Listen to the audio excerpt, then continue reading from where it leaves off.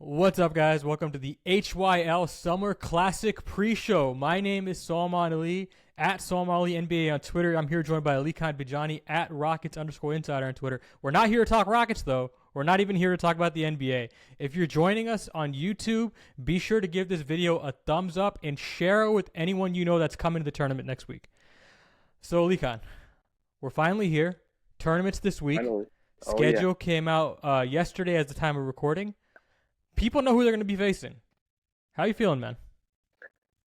I'm so excited, Salman. It's been so long since we've had organized basketball like this.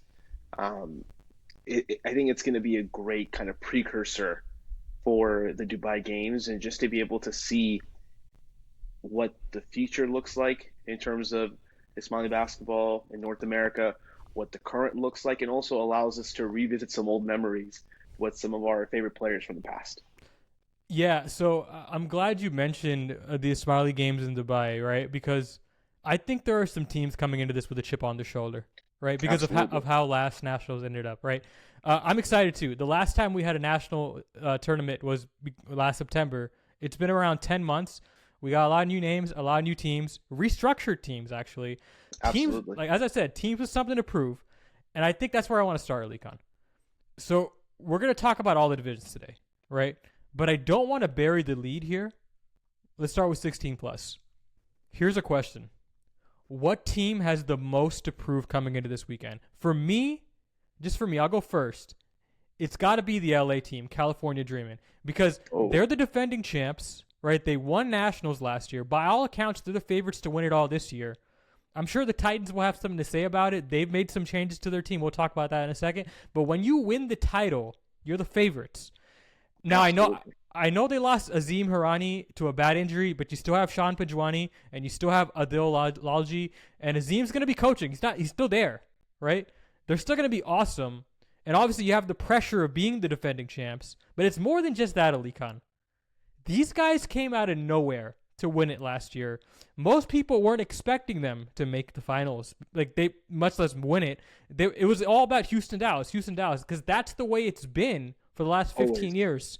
And frankly, I'm just going to say it. Until last year, LA has been kind of an afterthought. They have. When I would go to these tournaments every few years, and I would ask around about these other teams, and you'd hear about Houston and you'd hear about Dallas. But whenever I'd ask about LA, it was almost like, oh, they have a team too. But come on, let's be serious, right? That was kind of the vibe you get when you ask about Dallas. Same thing when you ask about Chicago, but with LA, they come in and they win it last year. And the question I have is, was that just a fluke, or did we witness a changing of the guard? Because that's the question everyone's asking, right? Are these guys for real? Are these guys going to be players for the next decade or so in Ismaili basketball? Or is last year just going to be a flash in the pan? Because that's what everyone's asking. That's what everyone's asking. When you ask around, that's what everyone's saying. Was that a fluke, or was that real? We'll see, but I'm very interested. Just a quick note on the West. They have a bunch of young guys, and that's the key when you make these types of runs. And the way the Ismaili Games and these tournaments are set up, it happens every few years. Not only did they have a chance to represent after winning the Ismaili Games last year and going to Dubai, inshallah, but they also have a chance to run it back in the future as well. And I think absolutely, Salman, this is a good way to kind of show, hey, we still run it. We just started to, and we're going to continue to run this place. However, you mentioned West. For me, it's Houston. Clutch City. Yeah.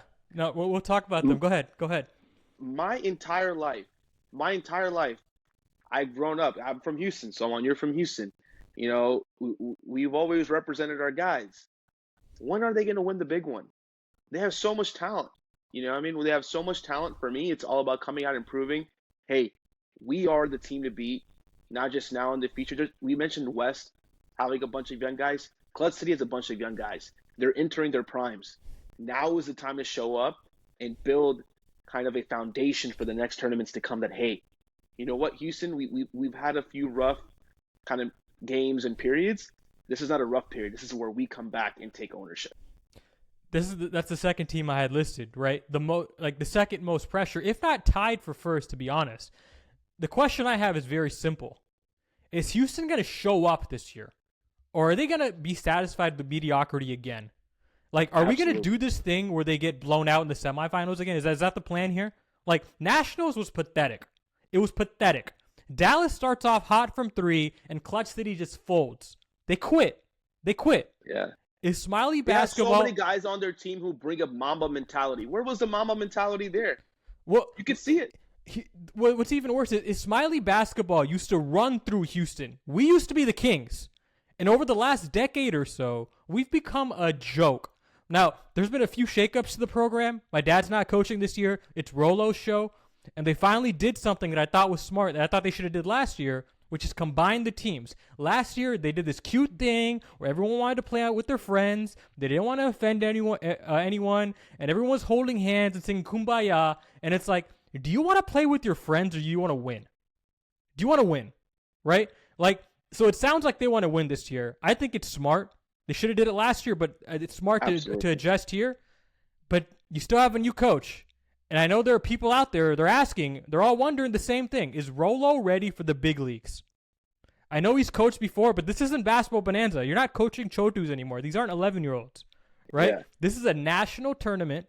These aren't kids. He's coaching grown men, and you have to fill big shoes with Shiraz not there anymore. To me, Clutch City has almost as much pressure as California Dreamin'. The bare minimum expectation for me is they have to be competitive in the semifinals if they lose. If not, a finals appearance to really reestablish yourself. Do you agree with that? Dude, I think Mr. Rolo No-Go himself reminds me a lot of kind of J.J. Redick with the Lakers. And I know we said we're not going to mention the NBA, but just coming into a situation where you have high expectations of trying to win. And, you know, like you said, he's coached before, but this is the big leagues. This is where you have to keep, like you said, all these people in check who are very talented players. Houston has so much talent. You got egos in that locker room. Yeah, you know, like you got a lot of people that need the ball, right? How do you organize that from an offensive perspective? These guys, a lot of these guys haven't played together before at a national level, right? Like, I'm not even sure how much they've practiced. We're gonna have to see how they gel, right? Like how they gel, because again, like the talent's there. You got Zul, you got Shazim, you got Shanif, you got Cheyenne, you got Thamil. Like that should be more than enough to not only be a finals team to win this whole damn thing, but for the longest time, it's like we've given them the crutch that they're the young team. They're the young team. They're not young anymore. They're not. This is their prime. Their prime. They're in their mid-20s, right? I know you started by saying like, hey, we got some young guys here. Really, they're not that young, right? Like Zul is kind of young, but everyone else, you're talking mid-20s, man. These guys have all graduated college. There's no excuse. There's no show up. Show up. Absolutely. And it's not going to be easy for them because even though in 16 plus we've talked about West in the Houston teams, we still have to talk about Dallas, man. Yeah. Dallas is still a superpower. Dallas has multiple teams that are superpowers, right? Yeah. Then you have the Midwest. The Midwest always shows up and gives competition. Can we pause on Dallas really quick? Because they did something interesting too, right? They lost in the finals. I'm sure they're hungry, and they exercised that hunger by doing the right thing, just like Clutch City. They combine teams too. They combined with power. Yeah. Right? And it's like they're forming a little super team there too. So I like how all these teams are centralizing their talent. Like, I know this isn't like as well known as Ismaili Games. This might be a more competitive environment than Ismaili Games, right? Absolutely. Like, what's interesting? What's interesting, Salman, is that Dallas did something that I thought was much needed. They have great 3-point shooters on the Titans, right? However, they ended up adding who most consider being one of the best shooting guards in the nation, who's Ismaili, and Mustafa from Power, and they added him onto the Titans. That gives you a lot more offensive versatility and really takes them to the next level, something they were lacking, especially in scoring droughts that they had in the playoffs during the Ismaili Games. Yeah, I mean, he's a very smooth shooting guard. I mean, like, the thing is, last Nationals, he had a bad ankle, right? And he was out of shape. Now, the question I have is he coming into this tournament like in shape? Is he ready to go? If he's ready to go, okay, all right. Like we have a real squad here to watch. You can't forget about rare territories either. By the way, this is the Dallas team that combined with Chicago. It's these SMU dudes, right? This is. I mean, like you know, we talk about the Titans combining teams. they had to combine teams because they lost guys to rare territory, right? So Yeah, I really want to see how they come out. And like this is a weird combination of talent, but I mean it's enough talent to where they have to be considered in this top four, right? To me, Midwest, the Chicago guys are always competitive. You can never discount them. but it's kind of like LA, right? Where like they hadn't they hadn't made a finals until they had, right? Like Chicago has not made it finals this year, right? They're in also they also have a team, right? That's Yeah, what they've always been. Now we'll see if that changes this year. I mean, it certainly helps to combine with Dallas, but I think when you talk about the top four teams, it's got to be LA, California Dreamin', Clutch City. I'd say Rare Territory and the Titans, like that, like whatever order you want to put that in. I say California Dreamin' deserves the top spot. They deserve it, right? Until they prove otherwise, they get the top spot.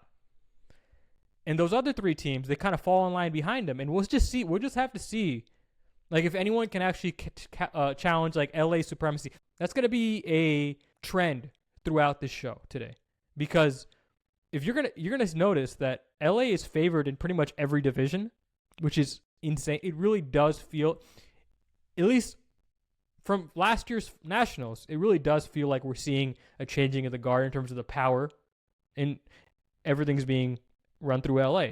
We're just gonna have to see if that's true. You're not a power until you win twice, right? absolutely. You gotta win twice to solidify yourself as like a dynasty. Yeah. Now, And what's a little different here, Salman, and I want to mention this team in particular because I've heard so many good things about them.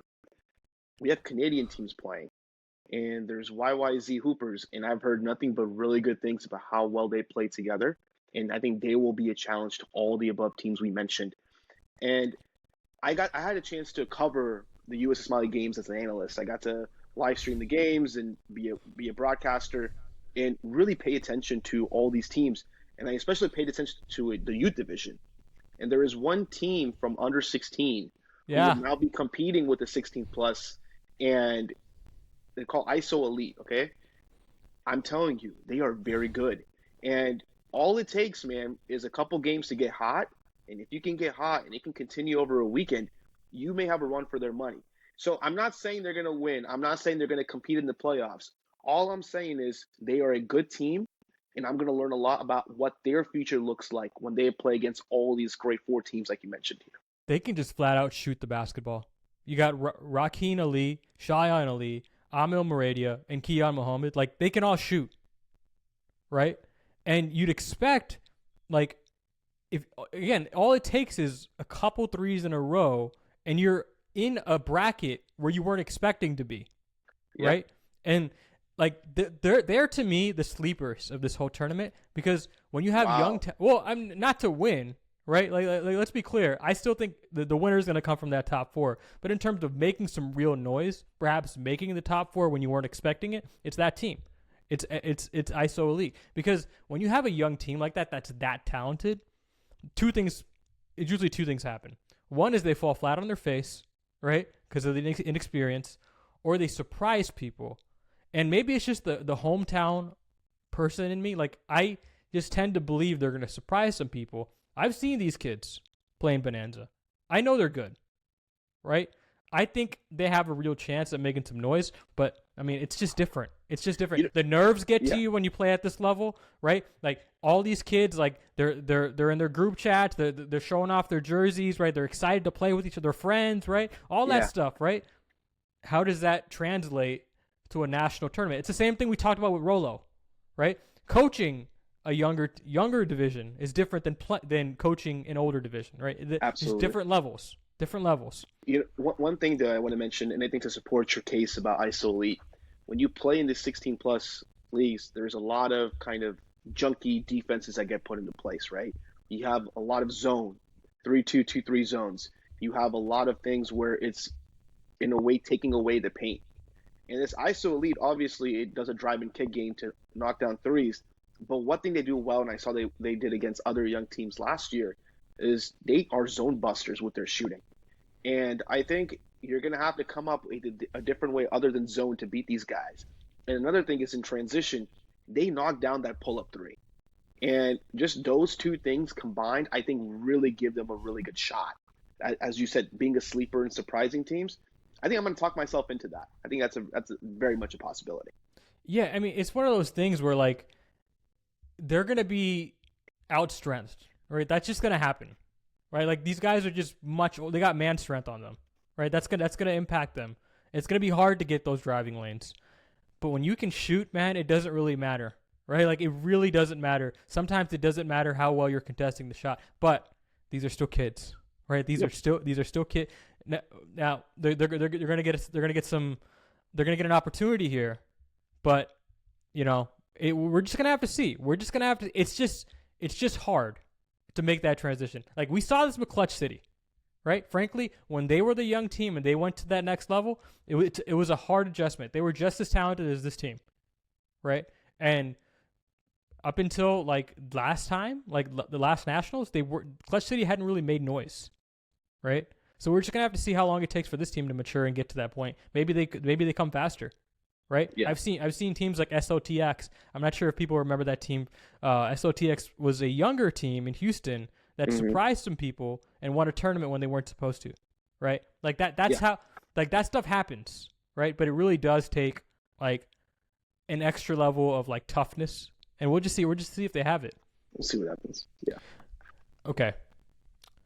So from 2005 to like 2012ish, if you asked anyone at these tournaments who the best player in his Smiley basketball was, you're likely to get a near unanimous answer. It was Neil Merchant.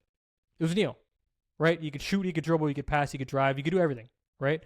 He was a point guard, / shooting guard, I guess, right? But like he really, you couldn't put him in a box, right? And if you had him on a team, like it wasn't really close.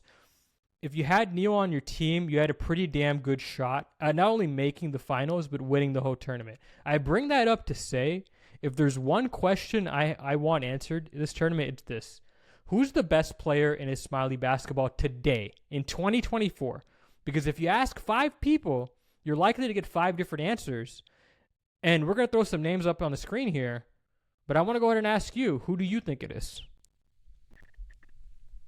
So, like I said, I had a chance to cover U.S. Smiley games in 2023. I would do my show prep and I'd watch the games and I'd write names down. And I have to be honest with you, Salman. I think even for me, it changes game to game. It's hard for me to be able to see who's differentiating themselves as that guy. And I guess my counter question to you with this, and I'd love to kind of get your take as well. Do you really need to have that guy now? There's so much talent out there. Is it better to have talent that plays well together, or is it better just to have that guy? It helps. Yeah, if you have that guy, it helps you put the talent together, right? And that's why this Clutch City team is so freaking frustrating. They have so many guys that could be considered the best guy in this. Like you got Thamel, you got Cheyenne, you got Zul, you got Shanif, you got Shazam, right? Shazam didn't want me to mention him. I'm sorry, right? Like that. Like you ask other people, they're gonna mention Shazam, right? I mean, he's on my list. Shazam's right, definitely on right, my list. right. Yeah. Like but you have all these guys that could credibly be the best player in the Smiley basketball, right? And they just haven't put it together yet. Perhaps it's because we don't really know who the best guy is on this team, right? I don't know. Like, is it Thamel? Is it Zul? Is it Shanif? Like, no one knows. Like, you asked that entire team. I had the opportunity to do this. I asked that entire team, like, who's the best player on your team? They have no clue. That's a problem, right? Like, yes, it's good to have a lot of talent. It's better when you know that hierarchy. Absolutely. Right? Maybe that's the problem. And maybe we get an answer at this tournament. Maybe somebody just from that team separates himself from the pack. We'll see. But you also got other guys on these other teams. You got Saho Panjwani. You got Seji from Rare Territory. Pat Kingsley from the Titans. You got Adil Lanji. You have a lot of players that could credibly make a case for the best player in the Smiley West has a few guys. West actually has a few players who can make that case to being the best player. Yeah. That's why they're so good together. I mean, it's the same concept with Clutch City, right? Like you said. They have multiple guys. And that question I asked you, do you need to have that one guy? I think West is a great example of having multiple guys who can be that guy, but they mesh well together. And that's why they won the tournament last time. Do you remember Havoc? Houston Havoc. Absolutely. Yeah. Yep. That's the last time Houston won a tournament, right? And Neil was on that team, right? And it really felt like things came together when Neil was the guy closing these games. Right, and to be honest, like they were so freaking good that they never really had to close games. Like they would be up often by like 10 points in the closing minutes of these games. Right, that's how good Havoc was. But if you had to rely on a guy, Neil was just there rock solid for you, right? Of course, they had Akbar, they had Anish, they had Amish, they had Akil, they had a bunch of guys, right? But you had, at the end of the day, everyone knew Neil was the guy, right? And I wonder if you get to a point where that needs to be answered for Clutch City, right? Close game situation, right? It's not just who has the ball, who gets the ball, right? That's like, you figure out through the course of a game who has a hot hand, whatever, right? Like, Yeah, it's more like, who do we want to run the play through, absolutely. right?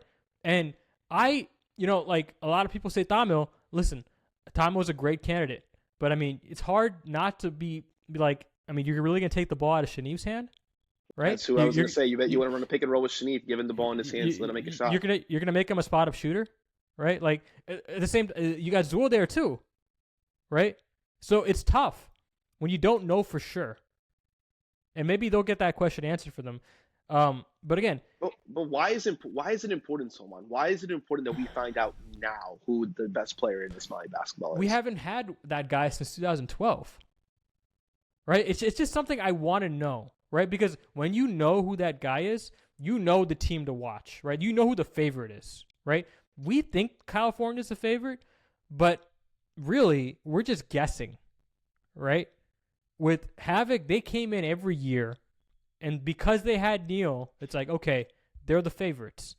This year, it's like, I guess California's the favorite. They won last year, right? And maybe like we'll find out. I mean, like that guy used to be Azim Hirani, but he's coaching now, right? That's what makes it complicated. So I don't know. I mean, I think it's going to be a fascinating question to get answered here at this tournament. My thing is, someone we're entering a new era of Ismaili men's basketball. Ismaili men's basketball right now is a bunch of teams from across the country who have guys who played high school, have played professionally, have in college, or played AAU. They know how to play, and there's this thirst, there's this need to figure out who can that face be, right? Who can all the U.S. Ismaili social media accounts post and be like, hey, this is the guy. This is the guy whose game we have to live stream. This is the guy's games who we have to put out there for the Jamaat to know. Who is that guy going to be? Who's going to be the face on the poster when we go to Dubai in 2025? That's what I'm interested to see, and let's see if we find that out. Right, and there's also the possibility that guy's just not in the 16+ division. Maybe it's in the 10 to 12 division, right? Yeah. Let's talk about these guys for a second. So, to me, you got two teams, right? Like that are the favorites, right? No offense to these other teams. I think it's great that they have a team, right? But like, really, it's Canada and it's Houston, right? You got North Eagle with Canada, and you got Space City Shooters with Houston, right? And you get this classic dynamic where, like, does it take more than one guy, or does it take like one supreme guy to win a tournament, right? Because with Canada, you got this three-headed monster with Zayn, John Muhammad, Zion Natu, and then Jordan Sheriff. And then with Space City Shooters, you got probably the best guy in this entire tournament in the 10 to 12 division in Aryan Guruji, right? Now, Aryan's clearly the best player. We've been hearing about this kid for the past couple of years. He's clearly talented, right? Absolutely. I guess my question is, will he be enough to overcome the depth that this Canada team possesses? Because they clearly have superior depth. Can one kid beat an entire squad? Like, I certainly hope so, because I want Houston to win all these divisions. But I have questions. My answer to you is yes. I think one player is definitely enough. You just have to surround the whole offense around that one player's skill set, right? I mean, you and I both know how good Aryan is. And I think the biggest thing is whenever he has the basketball in his hands and he's creating, is having the other players knowing their role, knowing what to do, so they can get themselves going too. The only way you can beat depth is if you create depth of your own. And you have to make sure that you're doing everything you can to make those role players and so that supporting staff highlighted, so that it allows you to have more one-on-one opportunities and it's not just 2 or 3 on the ball. Yeah, that's always the problem, right? When it's just one guy, right? Like, it's so easy to game plan against it. If you're an opposing coach, you just blitz the pick and roll. You have to double and you take that guy out of the game, right? And it's like, when you take him out of the game, will they have an answer, right? I don't know, to be frank, right? I've looked over this roster. I think it's good. I still think Arion's just so clearly head and shoulders above the rest that I don't see a clear number 2 here. If that clear number 2 emerges, maybe they have a chance against Canada. Right now, absolutely. I tend to favor Canada because it's just going to be so easy to take Space City out of their offense. Yep. I think for me, and this goes back to just what it takes to be the next step, the next level. And this goes for younger division 6 to 9. This goes for 10 to 12. This goes for 13 to 15 for all of them. Fundamentals versus talent. Okay, Space City Shooters, their team, they're well coached. They've played together, right? They've done Bonanza together. They've done all these different things. They've worked on the fundamentals. I think that's going to help them. I think they're going to be able to put together a cohesive defense. I think they're going to be able to put together an offense that allows not just one player, but multiple players to be able to shine. And I really like Houston's chances here, just more for the sake that North Eagle has never played together. Those 3 guys you mentioned have never played on the same team together. That takes time to kind of develop, right? You mentioned with some of our older teams, it took time for them to kind of gel and play together, a lot of practice. If you have one group of kids who have grown up together and have played on the same teams and played competitively and live next to each other and play at an Ismaili community gym all the time, you're going to have a really good shot just based off that the chemistry and those fundamentals. And I really do think Space City Shooters have a great shot. That does matter, right? Like the playing together a lot and playing together in a few different times actually does like help. It gives you a leg up, and that brings us to the 34+ league, because this to me was the hardest category to judge, because it's basically Absolutely who still plays regularly and is in shape. Right? Like, and we're not going to know that until the tournament. It's hard not to believe that Titans are the favorites here because they played together so long. They added Neil, but I mean, really, it's still Neil, Aman, Azim, and Raheem. I have a feeling that Showtime from Houston will make it interesting. You got Akil, Kurji, Akbar, Sunesra, Shobi, and Solomon. Like, I think the Dallas Atlanta team is going to make some noise. I've watched them play growing up. They're good. If they can play cohesively, they can. I think they have a really good shot. I always have a soft spot for Rahel and Naveed in the niche with the EPL All Stars, guys who I grew up watching. Well, so with Rahel and Anish and those guys, like, yeah, like I suspect they're gonna make noise, but the problem, like, their depth is so focused in the backcourt, and really, like, you know, Rahel, Anish, like Akil, like, these are great game managers. Like, who's the guy on that team? Like I'm not sure who that is, right? Like, who's their guy, right? I really do think that stuff's important, and like when I look at that roster, I'm like, hey, this is a pretty good team. I'm not sure if they're gonna, you know, I think they have a chance just because that's a lot of guard depth, but like, you know, I still kind of think that I'd rather take Showtime. It's just way better. I mean, it's just way better to have go-to guys so you know these are like our guys to go to in crunch time. But I mean, again, we'll see. We'll see what kind of mix works there. You know, we've talked so much about the other divisions.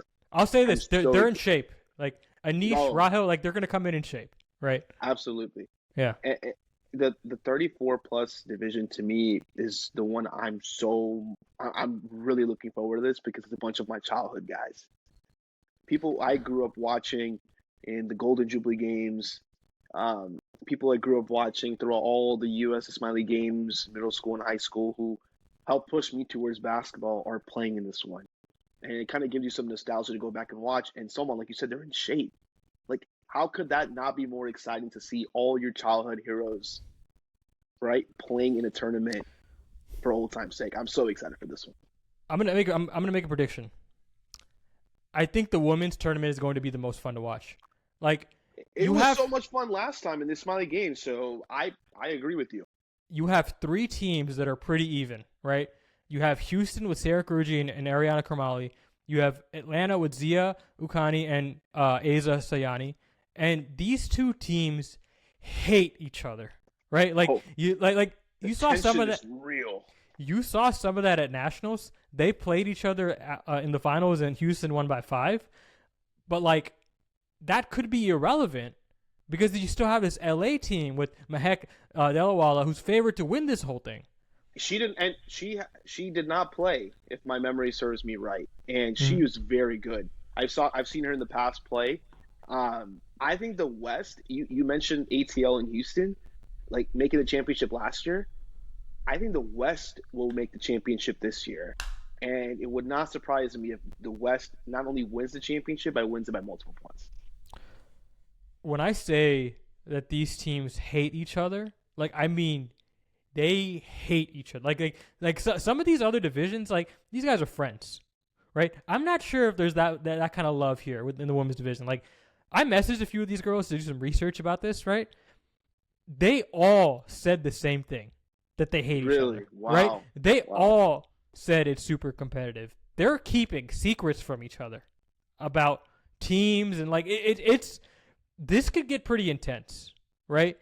And we're I think I know we're only spending the last segment on this, but that could end up looking foolish, right? I think if I were to bet on like best value for like most for like entertainment factor, it'd be this women's division. It's just gonna be so fun to watch a team that genuinely doesn't like each other, right? Like teams that just genuinely like cannot stand each other.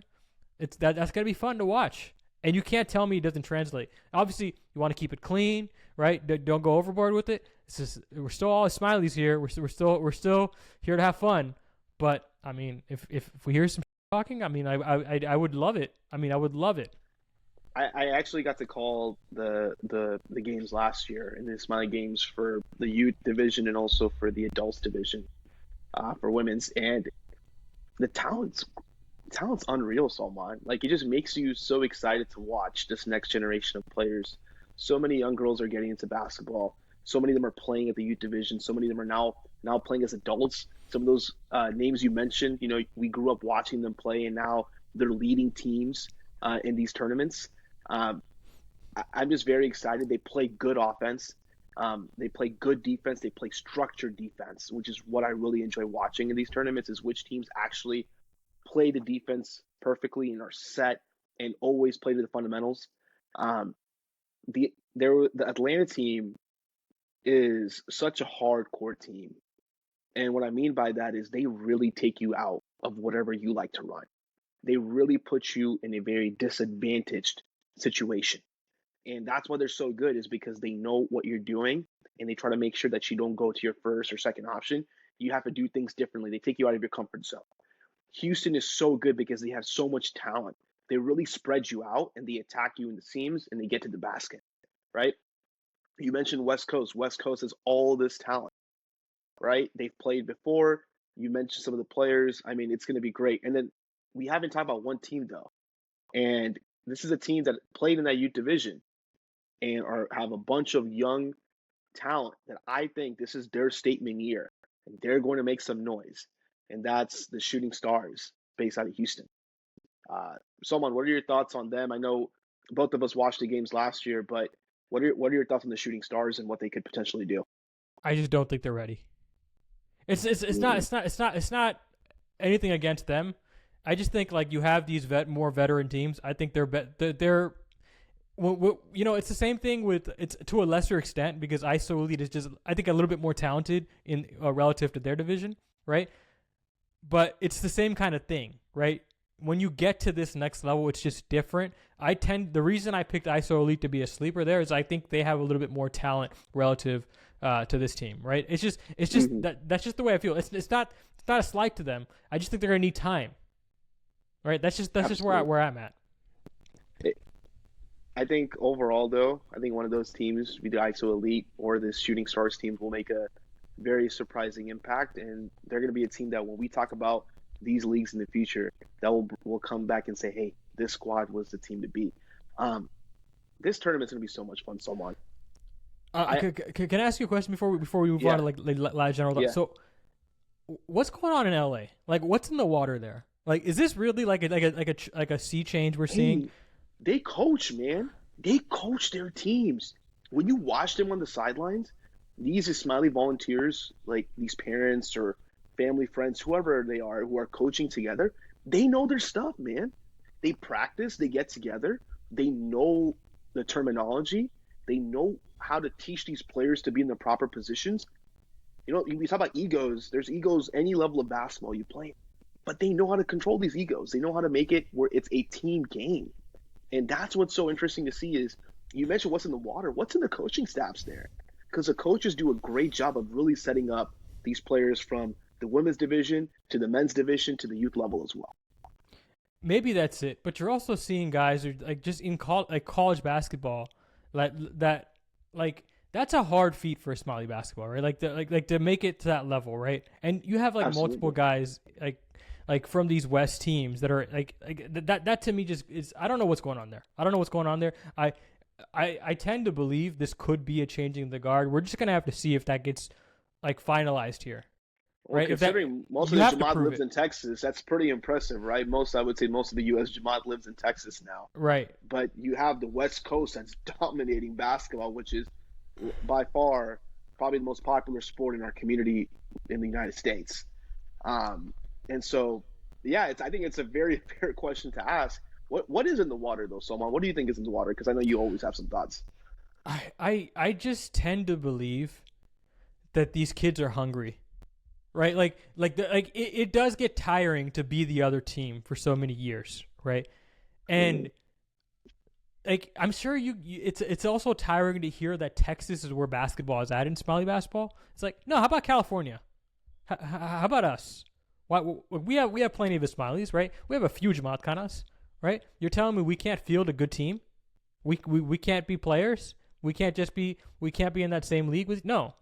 Like I think that's kind of where it's coming from, or it's just like a generational thing where like this is just happened to be a generation where a bunch of talented players grew up together, right in LA. I don't know. We'll have to see if they can finalize that, right? If to really cement it. You mentioned it. They have to win twice. They have to win twice. Let's see if the men's division can do that. Let's see if the women's division can make a big noise and win theirs. Let's see if these U teams that dominated at the U.S. Smiley Games last year can also kind of take that next step and continue to dominate the divisions like they did. I want to say this before we go. If you're playing in this tournament, I don't care if you know what your schedule is, show up when it starts and leave when it ends. Like these things are so much more fun when everyone stays and we get big crowds for these games, right? If you're from Atlanta and you're done playing, go support the other Atlanta team, right? If you're from Houston and you're done playing, don't go home, go watch the girls or go watch the kids, right? Let's make this weekend as fun as it can be, right? We're all staying in the same hotel, right? We're all like a million miles from like our homes, right? Like even if you're in Houston, it's a hell of a drive, right? So like might as well stay around, right? Don't go home. Make a day of it. Make a weekend of it. Go to the night events. If you're an athlete especially like go to the night events. Don't just go to the tournament when you're done playing. Go hang out, right? It's gonna be fun. I've gotten a chance to know what they're gonna do, and it's worth it. I'm telling you, it's gonna be a great time. Just go hang out. Just hang out. That if there could be a theme for this weekend, yes, it's about basketball. Yes, it's about competing. Also, just have a good time. Have a good time. Yeah, our community is growing so much in the United States, and basketball can be that vehicle, that tool that brings people together. It has been for multiple decades now. It's going to continue to be. Like you said, Salman, use this weekend as a platform to hang out, get to know one another, build relationships, kind of build foundations. Right. If you want to network, yeah. You know, we are a community that is heavily dependent upon inclusivity and diversity in the different communities and cultures we come from. That's not just religious culture or where we came from in the countries. It's also about where we come from in the United States, the different cities, the different environments, the different upbringings we've had. It's a chance for us to come together, get to know one another. And so I'm really looking forward to that, to see this kind of cultural gathering take place. And inshallah, this will be just one tournament of many, many, many more to come all across the U.S. And now we have Canadian teams as well. So across North America and then going into Dubai in 2025. I'm knocking on wood right now because I don't want anyone to get hurt. Let's have a good tournament, guys. All right, we'll talk to you guys later.